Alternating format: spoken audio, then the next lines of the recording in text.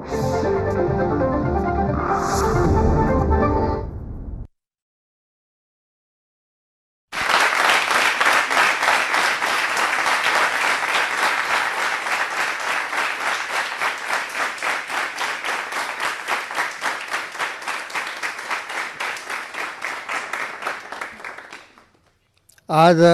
या रसिकांच्या दरबारात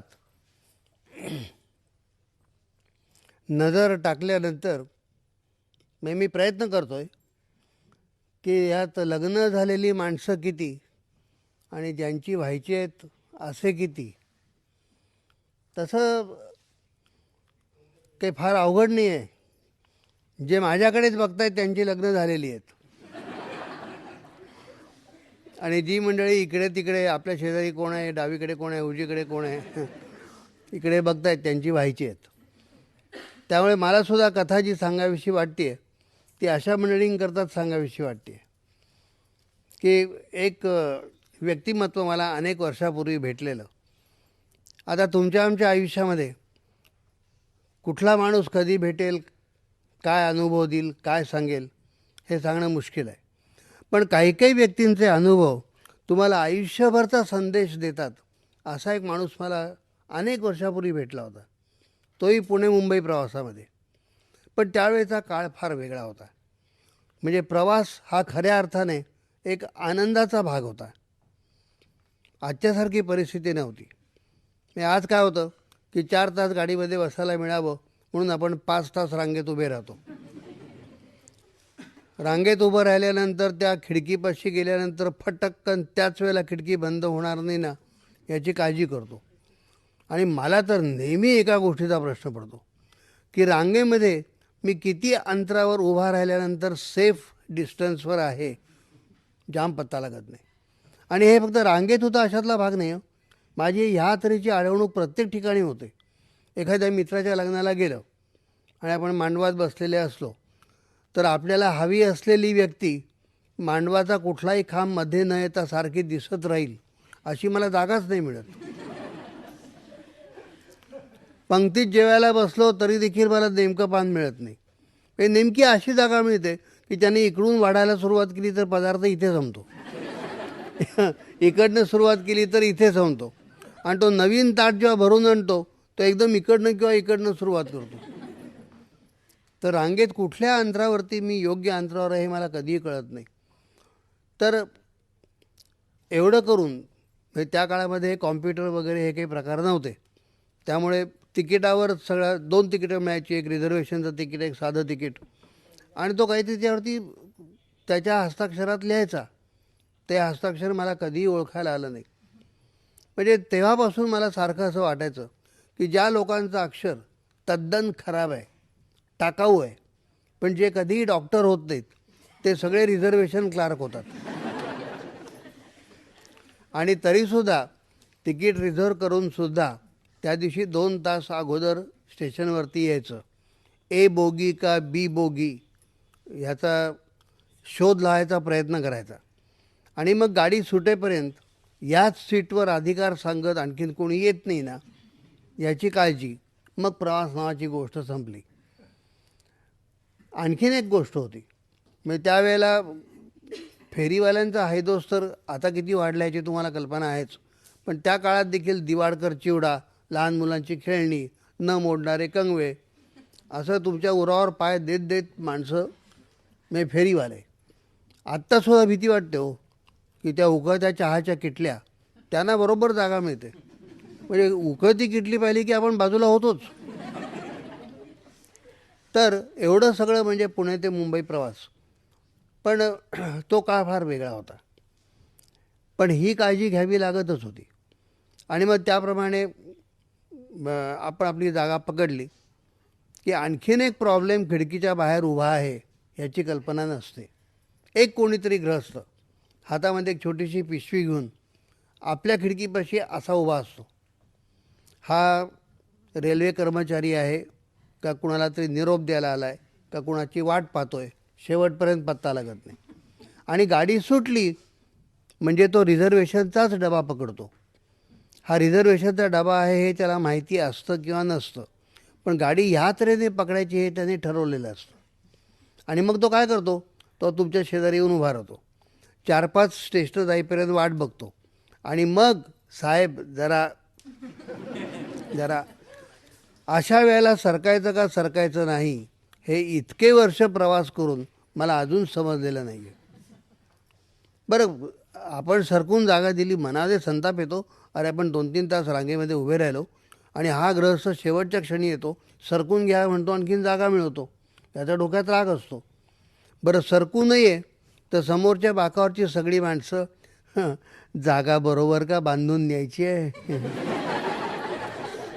मेला 3 तासाचा तर प्रवास, म्हणजे ह्यांनी सरकायला हरकत नाही असं सगळं तिकडच्या लोकांना वाटतं, कारण त्यांचे सेफ असतात. बरं, तुम्ही मला असं म्हणाल की तुम्हाला जर एवढा प्रश्न पडतो तर सरका आणि द्या जागा. बरं, मला माझ्या मित्रासारखं जमत नाही हो. माझा मित्र आणि मी एकदा मुंबईच्या बसमधनं ऑफिसला चाललो होतो. आमचा मित्र डोळे मिटून बसला होता. मला वाटलं याला झोप लागली आहे. ड्रायव्हरने अचानक ब्रेक मारला तर हा पडेल, म्हणून मी त्याला असं केलं, मी जागाच आहे. अरे मग डोळे मिटून का बसलायस? त्याचं काय आहे की बायकांनी उभं राहायचं आणि आपण बसायचं हे बघवत नाही. तर मला हेही जमत नाही हो. पण त्या कुठल्या तरी एका प्रवासात मी ठरवलं की आपण मित्रासारखं करायचं.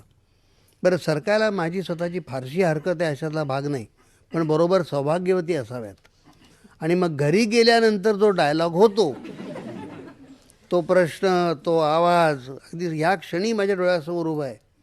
म्हणजे आपली चाहूल लागली की शेजारच्या फ्लॅटचा दरवाजा उघडतो आणि असं पिक्युलियर आवाजात असा एक प्रश्न येतो, आलं का पुणं? ठीक आहे, आपल्या पैशामध्ये हो भो आलं असं सांगावं, नाही हो आलं. दमलेल्या दिसताय तर काय, बसायला जागा मिळाली नव्हती का? मिळाली होती. आता आपल्या बाईचे असं उत्तर देत आहेत तर शेजारच्या बाईने गप्प बसावं, पण गप्प बसेल ती बाई कसली? मग काही नाही, सरकून घ्या म्हटल्यावर आमचे हे सरकले. आता त्या सरकलेल्या बायकोचा असा काही सूर लागतो की असं वाटतं काढ काढ 2 आपल्याकडे मुस्काडीत माराव्यात. आणि तरी ती बाई गप्प बसत नाही. ती लगेच म्हणते, नाही हो, कोणी सरकून घ्या म्हटलं म्हणजे नाही म्हणवत नाही. मग आपल्या घरातलं उत्तर, काही नाही, जे खमके असतात ते म्हणतात. आता खमकेपणा जर आपल्या रक्तात मुळापासूनच नसेल तर ऐन वेळेला आणायचा कुठून? मग मित्राची मी आठवण केली. शेजारी एक पिशवीवाला उभा राहिला हे पाहिलं आणि मी आपलं डोळे मिटून बसलो. आता मी गाडीत डोळे मिटून बसलो. काय गेलं आमच्या बायकोचं? अहो, झोपताय काय गाडीत?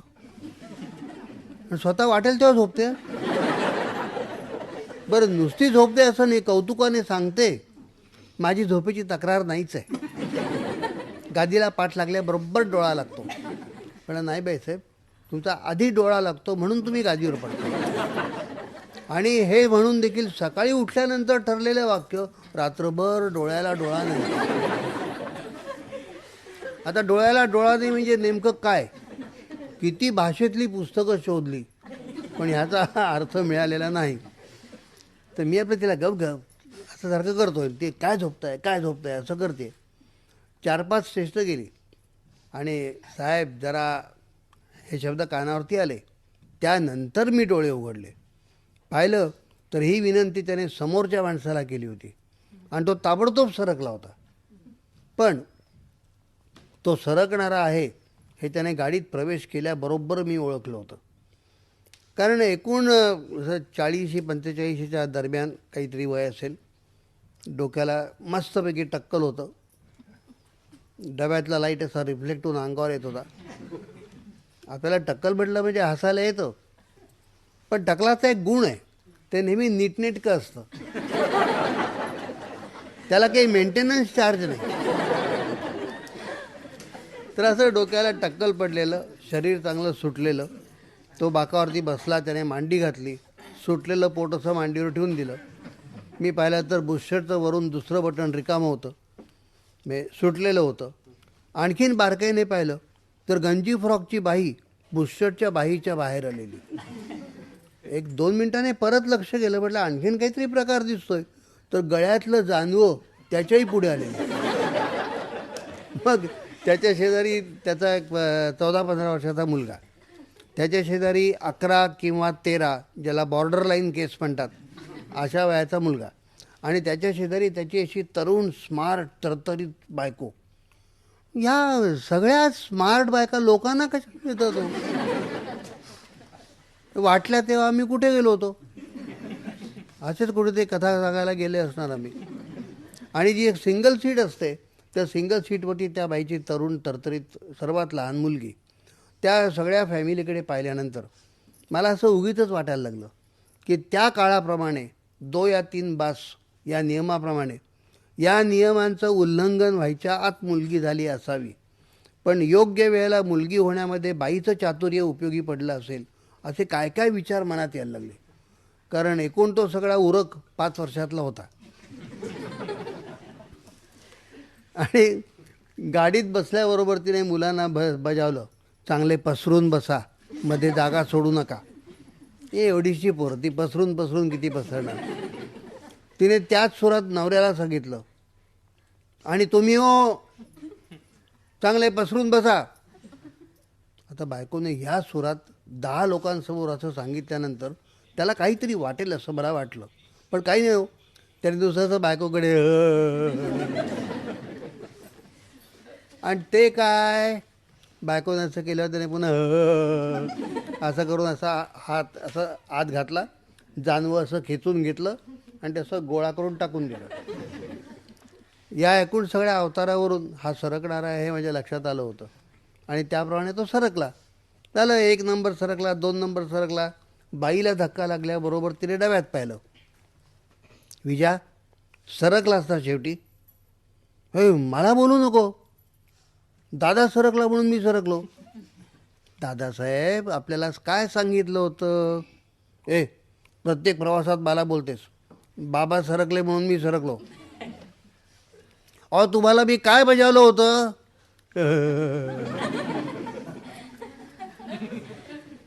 तेवढ्यात कन्यारत्न तिकडनं म्हणालं, आई, बाबा प्रत्येक प्रवासात असंच करतात, आता बोलून काय उपयोग? हो ग बाई, असं म्हणत तिने बाहेर पाहायला सुरुवात केली. 10-15 मिनिटानंतर चेकर आला. बाईने स्मार्टली पर्समधून तिकीटं काढून दिली. यांनी तिकीटं आणि पॅसेंजर्स यांचा मेळ बसवण्याचा प्रयत्न करत मधल्या मुलाकडे बोट करत म्हटलं, इनका पूरा तिकीट निकालना पडेगा. पूरा काय को? बच्चा 11 बरस का है. मेम साहब, पैसेंजर लोगों की यही आदत होती है. बच्चा 13 साल का दिखता है. अरे दिखता है तो हम क्या करेंगे? घर पे आओ, उसका बर्थ सर्टिफिकेट देखते जाओ. नहीं, हाँ, ऐसा तो हम कर नहीं सकते, आप भी जानते हैं, मैं भी जानता हूँ, लेकिन बच्चा 13 बरस का दिखता है. बच्चा 11 बरस का है.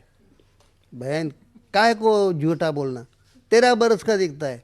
अरे बच्चा 13 ही है मेरा. किसको ज़्यादा मालूम है? तुम भी 60 साल के दिखते हो, रिटायर क्यों नहीं हुए? कंडक्टरला आयुष्यात त्याचं वय कोणी काढलं असेल. आणि ती थोडा हा त्यांनी पावती पुस्तक वगैरे काढलं. ते म्हणले, 1 पैसा नहीं दूंगी, बच्चा 11 बरस का है, पैसा नहीं मिलेगा. तुम्हाला हम यहाँ खडा रहेंगे, जिंदगीवर खडा राहू. ते बाहेर प्यायला सुरुवात केली. या माणसाने शेवटी त्या नवऱ्याकडे मोर्चा वळवला की आपण काही सांगायचा प्रयत्न केला, त्याने नुसतं एवढंच केलं. झालं, त्याने वाट बघितली, तो निघून गेला. कर्जत जवळ यायला लागलं आणि मग संशयास्पद हालचाली सुरू झाल्या. तसं 1 नंबरने 2 नंबरने 1 नंबरला सांगितलं, दादा, प्लॅटफॉर्मवर एके ठिकाणी वडे मिळतात ते आण. डब्यात येतात ते काही चांगले नसतात. तू गाडी थांबता थांबता उडी मारून पटकन घेऊन ये. तिकडनं कन्यारत्न म्हणालं, गाडी सुटली म्हणजे दादाला काय सांगतोस, बाबा जातील. अगं पण गाडी सुटली म्हणजे. आणि मग मातृदैवत म्हणालं, हे बघ सुमे, गाडी सुटली तर तुझा दादा धावत धावत गाडी पकडेल, तरी तुझे बाबा नुसते गाडीकडे बघत उभे राहतील. शेवटी नंबर 1ने स्मार्टली वडे आणले एक पुडा त्याने आमच्याकरताही सौजन्य म्हणून आणला. तो असा पुढे धरला. त्याबरोबर मी म्हटलं, अरे तू आमच्यासाठी कशाला त्रास घेतलास? त्याने लगेच परत घेतला हो. आता हे असं म्हणायचं असतं, हे या कार्ट्याला कोणी सांगू नये? त्या घरात काय संस्कार करतात की नाहीत? म्हणजे नंतर मी विकत घेतले, पण आपल्या डोक्यात तो राहिला तो राहिला हे असतंच. त्याला प्रवास ह्या पद्धतीने संपला. मनात आलं की ही व्यक्ती कायम आपल्या लक्षामध्ये राहील. पण एकदा गाडीशी आणि प्रवासाशी संबंध संपला की आपण सगळ्या गोष्टी विसरतो. त्याप्रमाणे घरी आलो. ते नेहमीचे ठराविक डायलॉग झाले. आणखीन 8-1 दिवस अजून अवकाश होता. रजा वाढवावी असा विचारही होता. आणि आमच्या ऑफिसमधल्या लोकांची एक पद्धत आहे की कुणी असं पुष्कळ दिवस रजेवर गेलं की एक रविवार त्याच्या घरी सगळ्यांनी जमायचं आणि तो रजा वाढवतो आहे का, त्याच्या ठिकाणी आपल्याला 10% जास्त दिवस काम करायला मिळेल का, याचा हिशोब करायचा. म्हणून सगळी मंडळी आमच्या घरी जमली. आता ऑफिसातली मंडळी घरी जमली म्हणजे घरातल्या मंडळींचा कार्यक्रम ठरलेला असतो. असं दाराच्या चौकटीपाशी यायचं, कोणाबद्दल बोलतायत, काय बोलतायत याचा अंदाज घ्यायचा. आता घरोघरी असं घडत असल्यामुळे घरी कुठल्या भाषेमध्ये बोलायचं हे आमचंही ठरलेलं आहे. त्याप्रमाणे मी ठोसरला विचारलं, काय रे माझ्या गैरहजेरीत आपल्या डिपार्टमेंटला एखादी बऱ्यापैकी फाईल आली आहे का? त्याला अरे हे म्युन्सिपाल्टीचं ऑफिस, इथे कुठल्या बऱ्यापैकी फायली येल्या? डिपार्टमेंटमध्ये ज्या फायली पडल्या आहेत त्या तशाच पडल्या आहेत आणि त्या दिवसेंदिवस फुगत आहेत. एवढं झाल्याबरोबर आमच्या बाईसाहेब फाईलबद्दलच बोलत आहेत असं म्हणत निघून गेले. मग मी रजा वाढवतोय का रिझ्यूम होतोय चौकशा करून झाल्या. म्हटलं नाही, मी आणखीन 8 दिवसांनी येणार. त्याप्रमाणे 8 दिवसांनी मी रिझ्यूम झालो. सही एक मास्टरवर केली आणि स्वतःच्या जागेकडे जायला लागलो. तर एका खुर्चीपाशी मी थांबलो. म्हटलं पाठपोरी आकृती आहे, पण नेहमीच्या स्टाफमधला हा माणूस नाही, नक्की कोण असेल? थोडं 2 पावलं पुढे गेलो, मागे वळून पाहिलं आणि क्या बात आहे, अरे गंजी फ्रॉकची बाई बुशर्टच्या बाईच्या बाहेर पाहिल्याबरोबर हे चिरंजीव दिसत आहेत आणि हे कॉर्पोरेशनमध्ये. मग मला ओळखायला वेळ का लागला? तर डब्यामध्ये जी गोष्ट मी पाहिली नव्हती ती आता ऑफिसमध्ये पाहिली. त्याच्या नाकावर चष्मा होता, पण तो चष्मा देखील त्या ग्रहस्थाने कसा ठेवावा हे असा इथपर्यंत आलेला हो.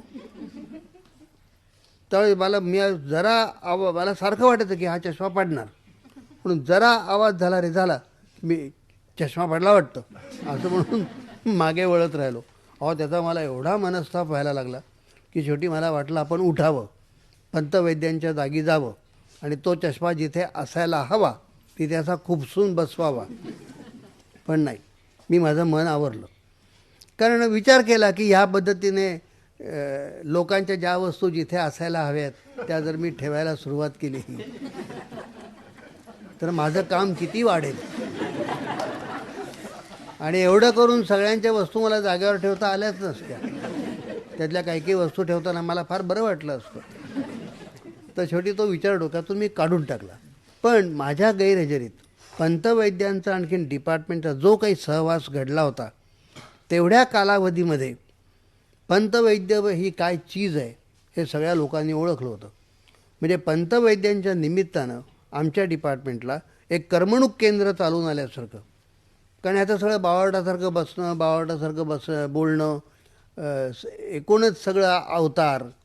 त्यामुळे फिरकी घेण्याकरता एक चालता बोलता माणूस आम्हाला मिळाला होता.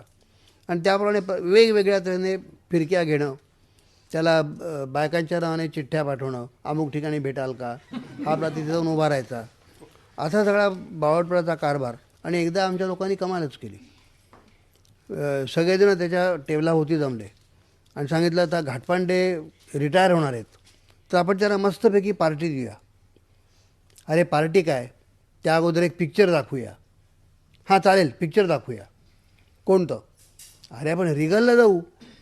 पंतवैद्य, तुमच्या कंपनीशिवाय काही मजा नाही, तर तुम्ही यायला पाहिजे. हो येईन ना. आणि मग पंतवैद्यांच्या टेबलापाशी बसून अगोदर पिक्चर का अगोदर लंच याच्यावरती पंतवैद्यांचा गोंधळ उडेल इतकी या लोकांनी अर्धा तास चर्चा केली. त्यांना 20-25 तिकीटं काढलेली दाखवली आणि त्यांना बरोबर रिगलपाशी बोलावलं आणि सोमवारी शिपायाने सगळा तपशील दिला की हा ग्रह धापा टाकत बोरिवलीपासून थेट चर्चगेट, तिथून रिगल ह्या फुटपाथवर 15 मिनटं उभा, त्या फुटपाथवर 10 मिनटं उभा, मग मॅनेजरला जाऊन भेट, मग फॉयरमध्ये वाट बघ, मग बाल्कनीत अगोदर काही माणसं बसलेत का ते बघून ये. असं करत संध्याकाळी 6 वाजेपर्यंत 5.5 तास फुटपाथवरती उभा होता. त्या दिवशी मला फार राग आला, म्हणजे वाईट वाटलं एवढ्याकरता की एखाद्या माणसाला असं तासनतास वाट बघायला लावायची यासारख्या दुसऱ्या वेदना नाहीत. ज्यांनी आपापल्या माणसांच्या अशीच वाट बघितली असेल त्यांनी फक्त ते क्षण आठवून बघावेत. मला तर वाटतं की सरकारने सक्तमजुरीसारख्या शिक्षा काढून टाकून तुरुंगातल्या कैद्याला फक्त एवढं सांगावं, उद्या बायको भेटायला येणार आहे, परवा बहीण भेटायला येणार आहे, तो वाट बघून बघून मरेल. तर ही असली. आणि दुसरा भाग असा आहे की अरे एक माणूस ठीक आहे बुद्धीने जरा कमी आहे, त्याच्या फिरक्या घेण्यामध्ये तुमची बुद्धिमत्ता कुठे आली? अरे हिंमत असेल तर बुद्धिवादांचीच फिरकी घेऊन दाखवावी, जरा देवाणघेवाण बरोबरीची व्हावी. एक माणूस बावळट आहे म्हटल्यानंतर बाकीच्या 25 हुशार माणसांनी आपली हुशारी बाजूला ठेवायची आणि त्याच्या मागे लागायचं. यात करमणूक कुठली, आनंद कुठला, बुद्धिमत्ता कुठली? अरे फिरकी घेतली तर ती अशी घेतली पाहिजे की ज्याची फिरकी घेतली त्याला देखील त्याच्यामध्ये आनंद लुटता आला पाहिजे. आणि हे काय चाललं आहे? तर पुन्हा अशी जीवघेणी थट्टा जर पंतवैद्यांची कोणी करायचं ठरवलं तर मी ठरवलं की आपण त्यांना सावध करायचं. मध्ये असेच 1-2 महिने गेले, बारक्या खोड्या काढणं चालूच होतं.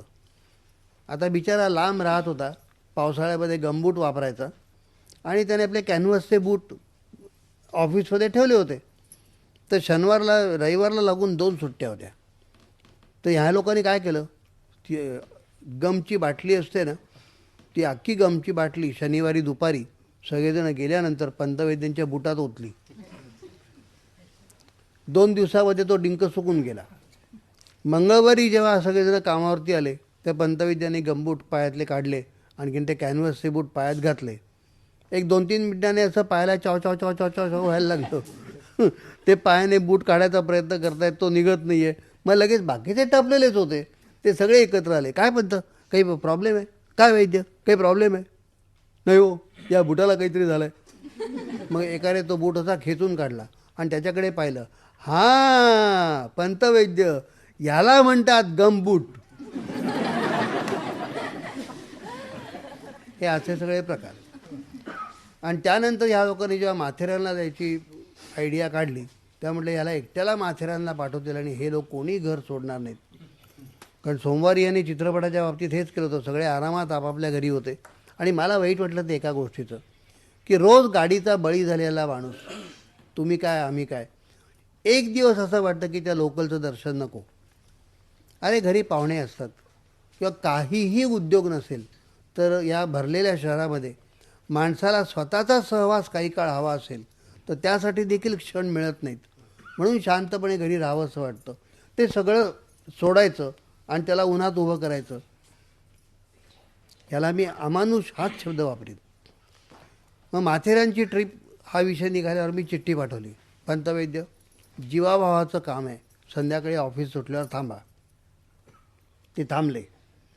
सगळे निघून गेल्यानंतर मी त्यांच्या टेबलापाशी जाऊन उभा राहिलो.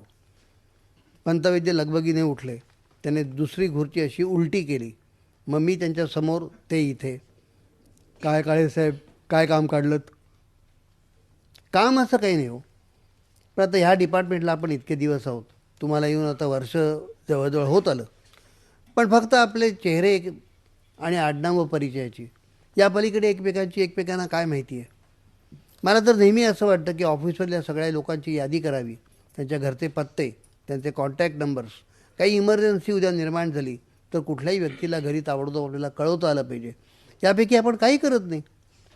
आपण वर्षोनवर्ष म्हणतो की त्याला मी इतके वर्ष ओळखतो. काय ओळखत असतो? उद्या इमर्जन्सीला कुठे निरोप पाठवायची वेळ आली, समजा त्या माणसाला चक्कर आली, घरी कळवायचं असेल, आपल्याला कुठे माहिती असते? म्हणून म्हटलं खूप दिवसात तुमच्याशी मी कधीच बोललो नाही, आज जरा शांतपणे गप्पा गोष्टी कराव्यात. काळेसाहेब, तुम्ही जीवाभावाचं काम आहे असं लिहिलं आहे. पण तर आता खरं सांगू, इतका वेळ बोललो ती प्रस्तावना होती. तुम्ही ह्या डिपार्टमेंटमधून बदली मागून घ्या. का? इथलं ॲटमॉस्फिअर चांगलं नाही. अरे, तुम्ही म्युन्सिपाल्टीमध्ये चांगल्या ॲटमॉस्फिअरची अपेक्षा करताय. ॲटमॉस्फिअर म्हणजे मला तसं म्हणायचं नव्हतं, म्हणजे माणसं. काळेसाहेब, माणसांना घाबरून जर पळत सुटलं तर माणसं आणखीन मागे लागतात. कशावरून? असा माझा 22 डिपार्टमेंटचा अनुभव आहे. तुम्हाला सगळीकडे ही अशीच माणसं भेटली हो. आणि तुम्हाला काही वाटलं नाही? नाही, नवल आहे. पण दॅट इज माय नेचर. नाही, पण पंत तुमच्या मागे सगळं. काळेसाहेब, मी विचार केला की बाकीच्या लोकांना पगार किती आहे, तर माझ्या इतकाच पगार आहे. मग त्यांना रोज नाटक, सिनेमा वगैरे ही चैन परवडेल का? नाही परवडणार. मग माझ्यासारख्या एका माणसाला बावळट करायचं आणि बाकीच्यांनी एन्जॉय करायचं. अरे पण तुमच्या जीवाचा काही विचार पण मी मनावरच घेत नाही. केव्हा तरी त्रास नाही, दॅट इज माय नेचर. म्हटलं उगीच तुम्ही सारखं मला that is my nature, that is my nature असं म्हणू नका. मला सांगा. अहो, काय सांगणार? पुणे मुंबई प्रवासात आपण पहिल्यांदा भेटलो. माय गुडनेस, तुम्ही मला ओळखलत पहिल्याच दिवशी. मग बोलला नाहीत? That is my nature.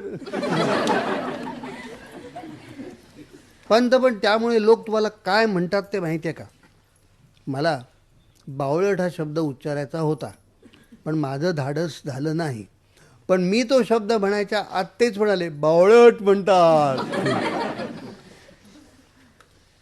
आणि तुम्हाला त्याबद्दल काही वाटत नाही. नाही वाटत. That is my nature. आणि मग मी पुन्हा एकदा ते सिनेमाच्या थिएटरच्या समोर उभं राहणं हे किती अमानुष आहे वगैरे असं खऱ्या अर्थाने पोटतिडकीने बोललो. आणि पंतवैद्यांचा चेहरा बदलला. ते जरा सावरून बसले. काळेसाहेब,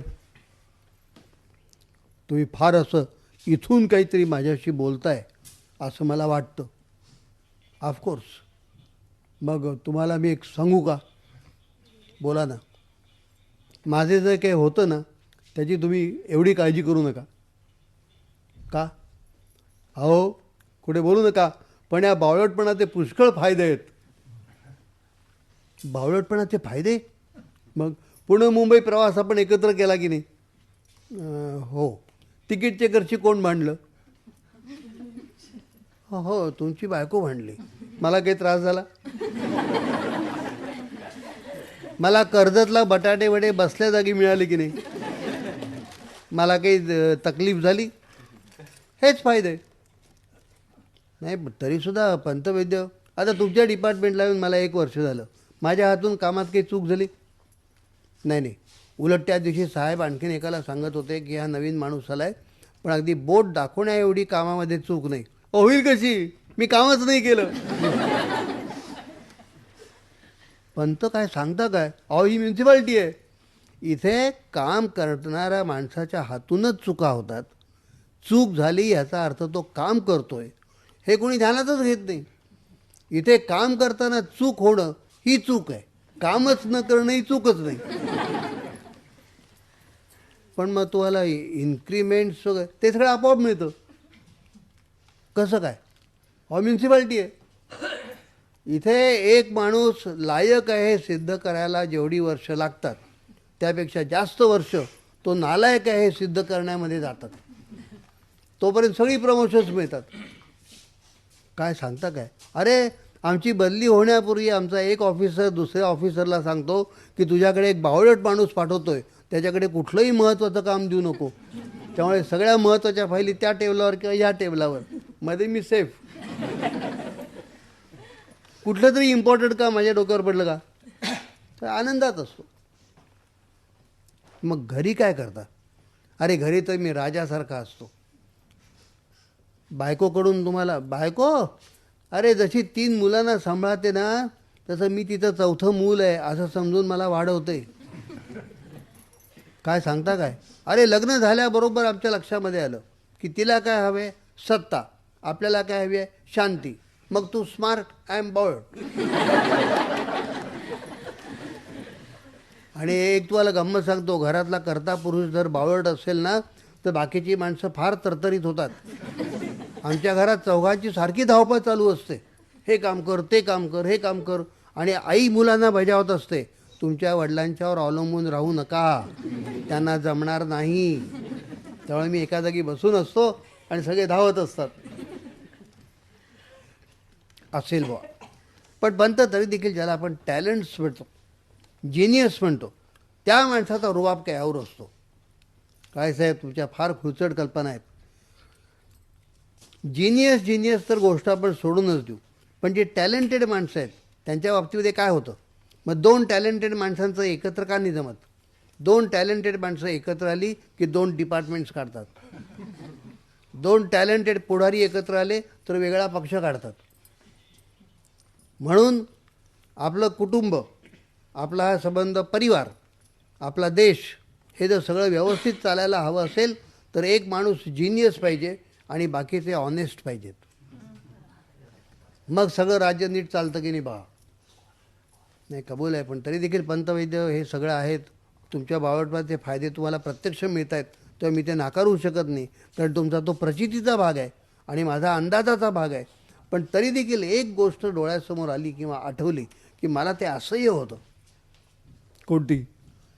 हेच, रिगलपाशी एक मनुष्य आपला 6 तास उन्हामध्ये उभा आहे, याची वाट बघतोय, त्याची वाट बघतोय. आणि काळेसाहेब, तुम्हाला एक सांगू का? सांगा ना. तुम्ही माझ्यावरती वॉच ठेवण्याकरता शंकरला किती पैसे दिलेत? है, मी या असल्या गोष्टीमध्ये कधी भाग घेत नाही.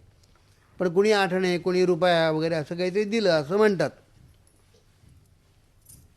मी त्याला एका रकमेने 10 रुपये दिले. अच्छा. आणि त्यानंतर पंतवैद्यांनी मला जे सांगितलं ते मला तुम्हाला सांगायचं आहे, की ज्यांची लग्न व्हायचे त्यांना, की जाल तुम्ही हनीमूनला वगैरे, आणि असं रुबाबात आपल्याला काय काय येतं हे सांगाल, आयुष्यभर ते करत बसावं लागेल. तेव्हा कधीही तुम्हाला काय येतं वगैरे सांगू नका. मी आत्तापर्यंत काय काय केलं, कॉलेज कसं गाजवलं, शाळा कशी चमकवली, काही बोलू नका. मला काही येत नाही, इथून सुरुवात करा. तर तुमचं आयुष्य अत्यंत सुखाचं आणि शांतीचं जाईल. कारण बायकांना सत्ता हवी असते आणि आपल्याला शांती हवी असते. तर हे सांगण्याकरताच ही कथा तुम्हाला मी सांगितली, की काहीही असं आहारी जाऊन, मोहात पडून असली भलती सलती वचनं देऊ नका. लग्न होऊन 3-4 वर्ष झाली असतील तरी देखील सांगतो की नवी वचनं देऊ नका. कारण पंतवैद्यांनी मला जे नंतर सांगितलं ते हे, की मी त्याला एका रकमेने 10 रुपये दिले. म्हटलं का? त्याने मंगळवारी थापा मारला की नाही? माझ्या लक्षात नाही आलं. अरे, तुमच्या लक्षात नाही आलं? ठीक आहे, सांगीन केव्हा तरी. नाही, मला तुमच्याबद्दलच अजून. अहो, माझी काळजी करू नका, अहो, गुरुची कृपा आहे, गुरुचा वरदहस्त आहे. म्हटलं ह्या बाबतीत गुरु आहे? हो. महाभारत वाचलं आहेत? हो, वाचलं आहे. मग महाभारतामध्ये बघा, अगदी 5 पांडव, इकडे कर्ण, दुःशासन, दुर्योधन, भीष्माचार्य, कृपाचार्य, या सगळ्या लोकांना आपल्या अंगामध्ये जे जे होतं ते आयुष्यभर दाखवण्याची संधी मिळाली. पण एकच व्यक्ती अशी होती की जिला असलेली ताकद विसरावी लागली, आणि ती म्हणजे गांधारी. की डोळे असून तिला आंधळेपणाने राहावं लागलं. तसं आहे की माझ्या हातामध्ये शस्त्र आहे पण मी ते वापरणार नाही, याला जास्त हिंमत लागते. दुर्बळ माणसाच्या सदिच्छेला काही अर्थ नसतो. किंवा मुळातच जो काडी पैलवान आहे किंवा कोणाशी प्रतिकारच करू शकत नाही, त्याने मी अहिंसा स्वीकारली आहे हे म्हणण्यात काही अर्थ नाही. शस्त्र आहे पण ते वापरणार नाही, याला जास्त ताकद लागते. म्हणून म्हटलं की अंतर्यामी आम्ही हुशार आहोतच, फार सावधगिरी बाळगावी लागते. कशाबद्दल मला सांगा? हुशार माणसाला कशापासून धोका आहे? मला नाही सांगता येत, तरी तुम्ही हुशार. तसं नाही, असं आहे की हुशार माणसाला कधीतरी आपण चुकून बावळटासारखं काहीतरी बोलून जाऊ का याची भीती वाटते. माझ्या डोक्यावरती सारखी टांगती तलवार आहे की कधीतरी आपण चुकून स्मार्ट माणसासारखं बोलू का. एखादं वाक्य जरी आपण तसं बोललो तरी तुंबलेल्या सगळ्या फायली टेबलावर येतील. तो क्षण लांबणीवर टाकायचा. म्हणून गांधारीची प्रार्थना. तर गुरुकृपेने आत्तापर्यंत सगळं ठीक चाललेलं आहे. आणि तुम्ही बोलू नका. तुमच्याशी मी मनातलं सगळं बोललो ते ठीक आहे, नाही बोलणार. पण तुम्ही ते मला शंकरचं शंकरने मस्तपैकी थापा मारल्या की नाही, माझ्या लक्षात नाही आलं. असं काय करता? त्याला पडवून ठेवलं होतं की कोणी काही विचारलं की सांग, अमुक वाजता इतक्या ठिकाणी इथे उभा होतो, तिथे उभा होतो, इथे उभा होतो, तिथे उभा होतो. पण तर माझ्या लक्षात नाही आलं. लक्षात काय यायचं नाही? सुट्टी सोडून दुपारी 5:30 तास रिगलपाशी उभं राहायला मी बावळट आहे का?